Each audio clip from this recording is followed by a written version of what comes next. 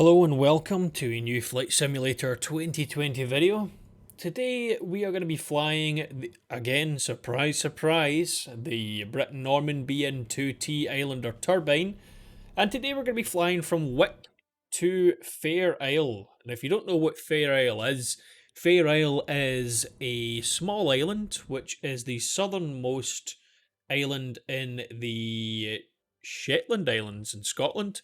So, as you know, we tend to like to fly between destinations in Scotland, and it seems to be all I've really done so far, so I really need to switch that up a little bit. But basically, we're going to be flying from here, flying the route that this aircraft flies. Now, Fair Isle is a very small island which has a very small population, and they rely a lot on, air transport from the mainland to Fair Isle. So that's what the objective today is. We're going to fly there in the Islander, like you would in real life, and then once we get there, we are going to take a nice little look around the island in the drone camera, which I finally figured out by using my controller. So, without further ado, we will get on into the flight, and we will see how it goes. Now, of course, remember to like and subscribe, let me know how you found the video, and I will see you when we get into the aircraft. We'll follow the start-up procedure, and then we will taxi out onto the runway, and we'll get airborne. I'll see you shortly. So welcome on board the aircraft. Again, today's flight is from Wick to Fair Isle. Now, we're just going to start the aircraft in a moment. Now, you should be fairly familiar with this aircraft if you've watched any videos on my channel. I promise I will fly another aircraft. I just really like this, and I just seem to really find it fun to do the videos with. So we will try something soon. But right, I'll see you when we're on the taxiway.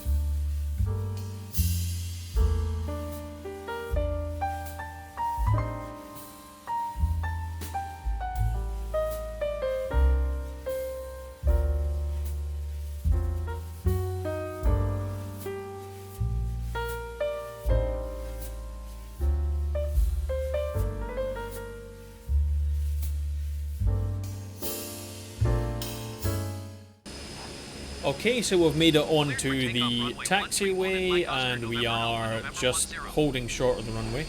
I say holding short, we're still continuing really. But we're about to get airborne in just a moment.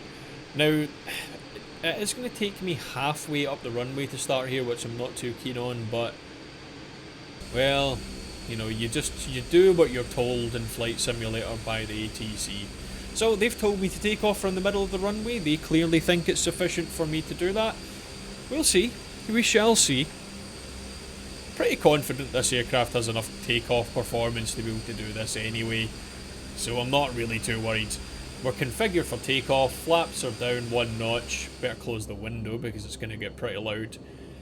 And, well, nothing more to say other than let's not switch the view accidentally. Other than let's get in the air and let's get to Fair Isle. Okay, so we are moving, the airspeed is alive.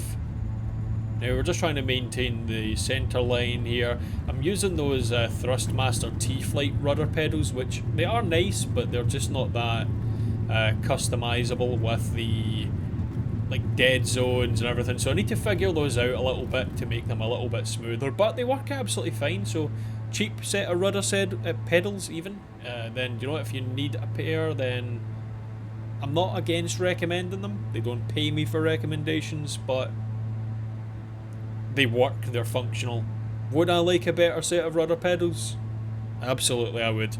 Maybe one day, but now I've invested in them, it feels like a bit of a waste to not use them. So, we'll see. Anyway, we're going to start our turn here in just a moment, and we're going to get heading in the right direction. Now we're a little bit off course from where the nav mode should be taking us here at this point, but we'll hook up with that in a moment or so anyway. It's not much of a big deal. We'll fly back on course in just a second or two. Fair Isle is not that far away from Wick. It's actually a fairly, easy flight. I think you're looking at about maybe 45 minutes. So we're going to get settled in, climb up to 9,000 feet, and then we will get on the way to Fair Isle. So I'll see you all shortly once we are making our final approach, or our approach, I guess.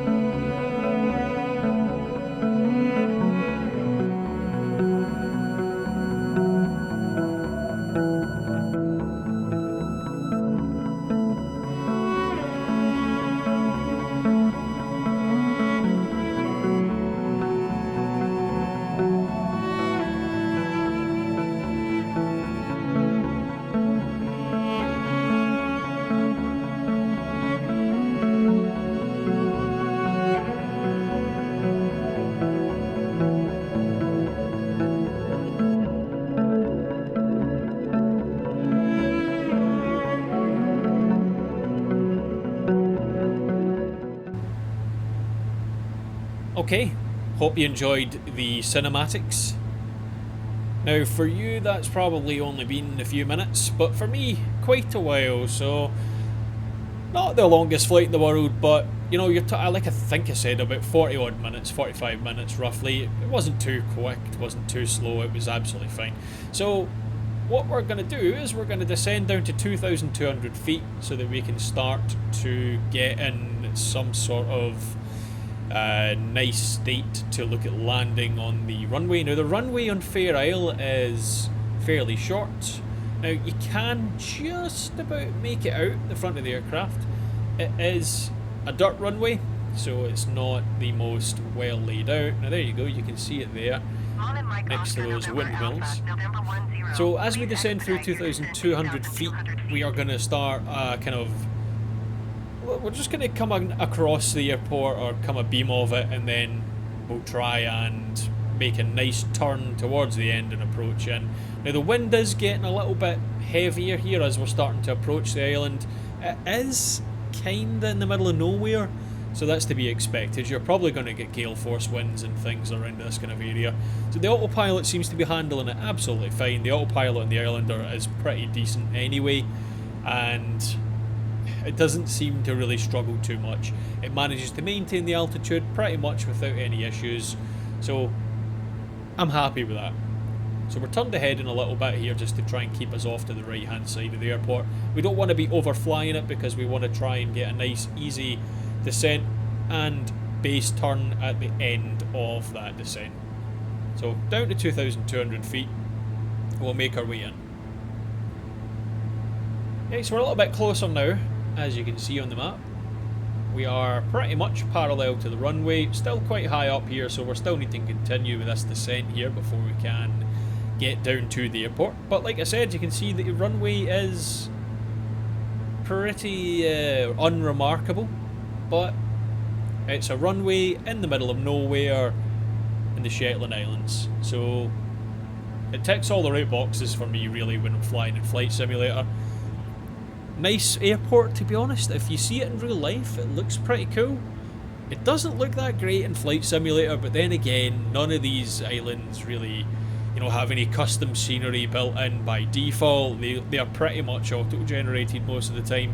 And I think, fun fact, you can actually see an islander on the runway on the satellite image. So it looks as if there's an aircraft there when you're kind of flying over it. Or you probably see once we get to flying around with the drone camera later on. But you can see there's an islander on there at the airport, which I think is pretty cool. We're flying the same aircraft in. Now, obviously, it's not really there in the game. It's just like the satellite, you know, ghost image or something. But I just thought that was a pretty cool fact. Anyway, we'll continue our descent here, and we'll get this nice base turn in just a moment or so. Don't ask me why I'm messing about with the lights here, but just wanted to see if they make any difference to anything. The cockpit lights and the cabin lights don't need to be on, really. Monin Mike Oscar November Alpha November 10. I have the runway in sight. There's the runway. You can just about make it out. Alpha November 10. You are 5 miles northeast of Echo Golf Echo Foxtrot. Maintain present heading and altitude. So the ATC is a little bit weird in this area. It doesn't really seem to... It's obviously not from the airport, because the airport doesn't seem to have an ATC. It's just, you know, it's local traffic and you're just kind of announcing your positions, etc. So we're starting the base turn anyway, and we're going to start turning on to final. Obviously the ATC, or my co-pilot, seems to think we're on final already. I don't know if I'd consider that a final yet when we're still turning on to final, but that's fine, you know. I'm not a real pilot. Maybe the ATC in-game or the AI knows better. Probably. Not gonna lie. So we can see the airport is just off to about our 2 o'clock just now. And you can just kind of make it out. It's the little tan colour part in the middle of all the greenery. So it is actually fairly easy to make out, which makes it a bit easier to land here than I thought it would be. So we're going to start this nice gentle descent, get the flaps down a little bit here and try and slow down, because we're still pretty fast and we want to really not be going fast. Because the runway again is not very long. We're going to run out our runway pretty quickly if we have a long landing, so we need to try and make it as short of a landing as we possibly can. Now, I'm not the most confident at landing the Islander yet. I'm getting a little bit better with it. Long finals seem to be the key. If you come in on a steep approach, there is no way you're slowing down. It generates way too much lift. You are going to be back in the air and you're going to have a bad time. So I've learned my lesson the hard way from Telluride and all those other airports when I first started flying this aircraft. Long final works best. Of course it probably does in most aircraft, but some of the planes in this game, you can kind of cheat it a little bit, and you can come in high and you can really like slam into the runway and flare quite late and it'll be fine. But with this aircraft, not able to do that. So, bit more of a challenge, but I really do enjoy this aircraft. And also, it's a pretty nice bit of scenery here if you look at it. It's not the best, but it still looks really nice for like default satellite imagery even from Bing. Airport's right ahead. We've got a fairly nice approach here. We do need to try and line up a little bit more with the runway. We're kind of at an angle on the approach here, so we're going to try and fix that as we get a little bit closer.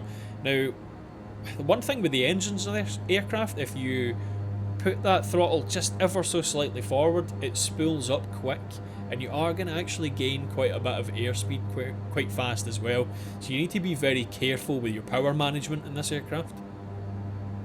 Keeping it at idle does seem to work pretty nice until you start to slow down a little bit too much. Just a tiny little touch on the throttle is enough to keep that airspeed alive and to stop you from sinking or from stalling out as well. So it's pretty easy to control when it comes to that once you get used to the fine control that it requires.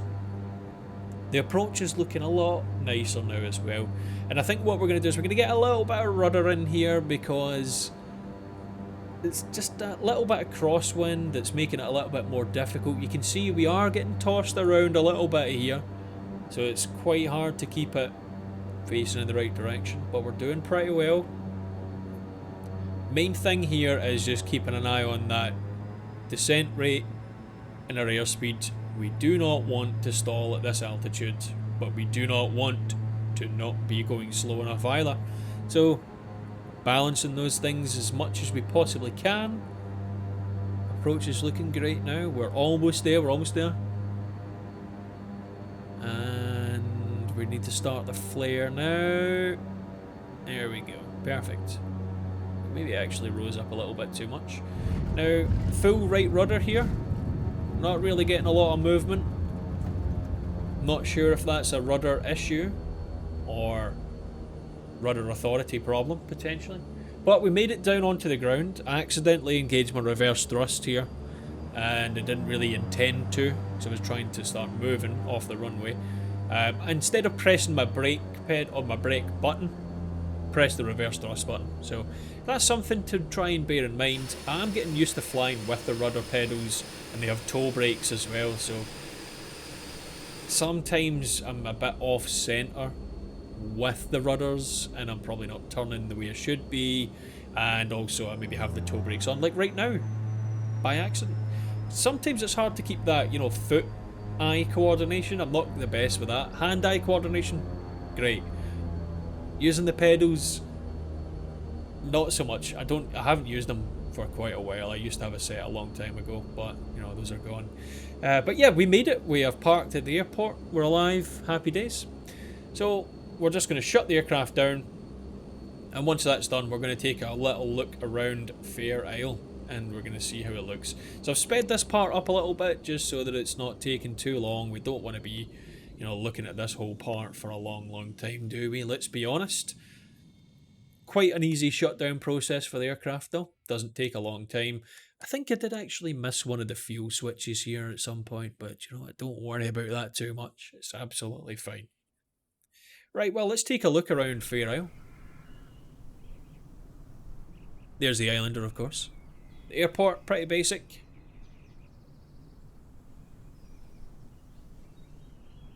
Let's get ourselves in there. There's the Islander satellite image there. You can see that's pretty strange. I think we'll get a better view of that in a moment as well. So it's actually a pretty nice bit of scenery here. Like, really, from satellite imagery, I can't say that word.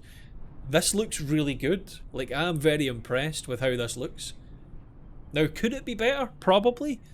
But for an island in Scotland that's not really that well known, it's actually pretty decent. Again, you can see the Islander just behind my aircraft. It looks almost as if it's there now, but it's not really there. It's quite funky. I like that though. Yeah, but this is a really nice place to fly to. It doesn't take a whole long time, and it has a bit of a challenge to it with the fact that the winds can be quite strong as well. There was fairly low cloud cover as well on the way here. So if you want to do like a VFR flight, you probably need to stay quite low down at the ground or the sea. But yeah, I really liked this flight. It was really fun to do, and I'll maybe try and do a flight from Fair Isle to somewhere else at some point in the future as well. Yeah, but well, that was really good, and I hope you enjoyed that video there. Enjoyed making it. Obviously, it's the first one I've done in a little while. But look, thank you very much for watching today's video. Hope you've enjoyed it. If you did, like and subscribe, and any other feedback you have, let me have it.